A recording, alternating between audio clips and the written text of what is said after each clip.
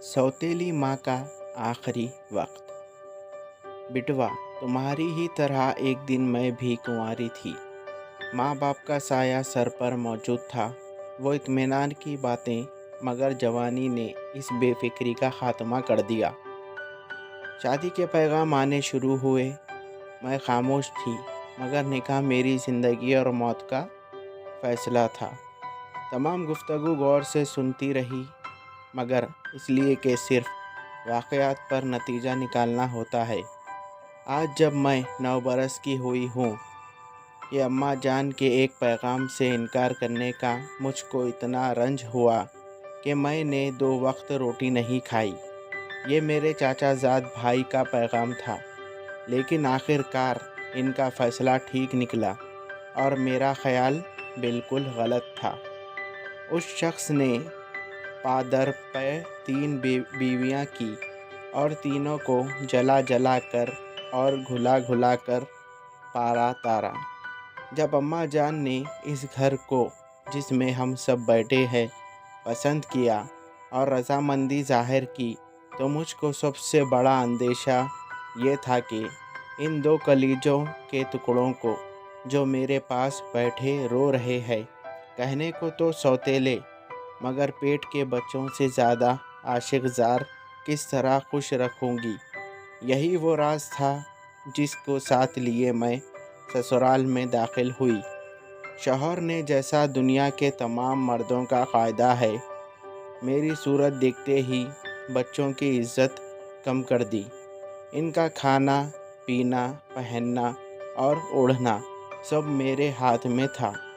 मैं खुद बच्ची थी और इन बच्चों की खिदमत मेरे बस का काम ना था।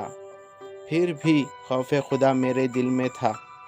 मैं समझती थी कि दुनिया की किसी हालत को क़याम नहीं, ज़िंदगी के साथ इनकलाब लगी हुई है।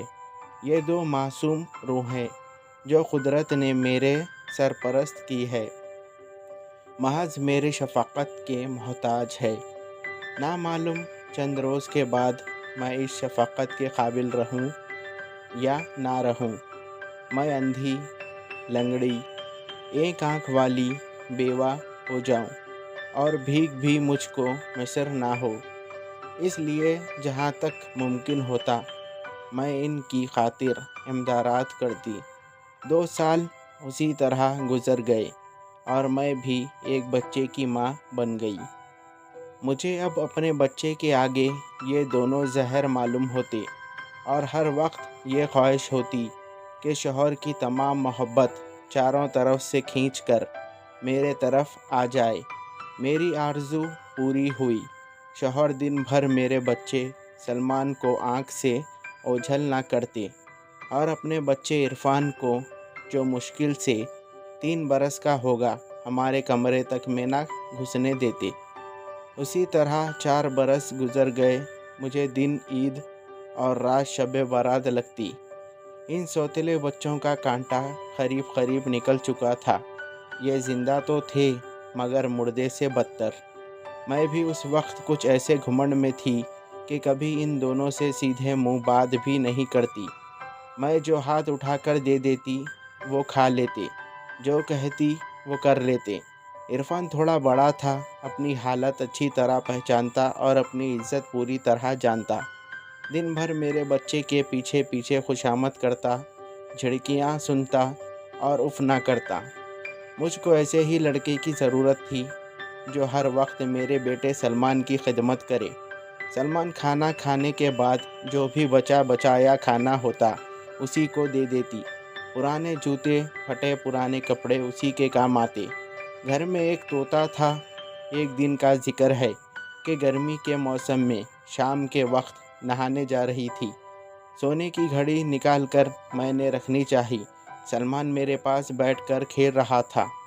घड़ी देखते ही मचल पड़ा। इरफान खड़ा उसको पंखा दे रहा था। बहलाया फुसलाया और वहाँ से तोते का पिंजरा उठा लाया और कहने लगा, मिट्टू मियाँ पर हंस रहे हो? वो इधर बहला रहा था और मैं गुस्ल खाने में पहुँची। अभी अच्छी तरह नहा भी नहीं पाई थी कि सलमान के बिलकने की आवाज़ मेरे कानों में पहुँची। कैसा नहाना और कैसा गुस्ल, जल्दी से 3 लोटे डाल बाहर आई तो क्या देखती हूँ कि सलमान की उंगली से खून की धार बह रही है और वो तड़प रहा है। मोहब्बत के मारे बेताब और गुस्से के मारे आग बगोला हो गई। सलमान ने कहा, मुए इरफान ने तोते से उंगली कटवा दी। इतना सुनना था, मैं आपे से बाहर हो गई। मैंने एक गज़ब की भरी हुई निगाह उस पर डाली। वो बहुत डरा और सहमा हुआ था। इसकी निगाह मेरे चेहरे पर थी और वो थर थर काँप रहा था। मैंने वही तोते का पिंजरा उठाकर ज़ोर से उसके मुंह पर मारा। इसके गोरे गोरे कल्ले खून में लहूलुहान हो गए। बिन माँ का बच्चा इस वक्त मुसीबत की सच्ची तस्वीर था। बेकसी इसके चेहरे पर बरस रही थी और घुंघराले बाल इसके बेगुनाही की दाद दे रहे थे। इस मासूम की आंखों से लगातार आंसू बह रहे थे। उसके कपड़े खून से भरे हुए थे। दर्द के मारे आवाज़ बंद थी और 8 बरस की जान मेरे सामने थर थर काँप रही थी। हेलो व्यूअर्स, मैं हूं आपका अपना दोस्त सलमान। उम्मीद करता हूं आप सब खैरियत से होंगे।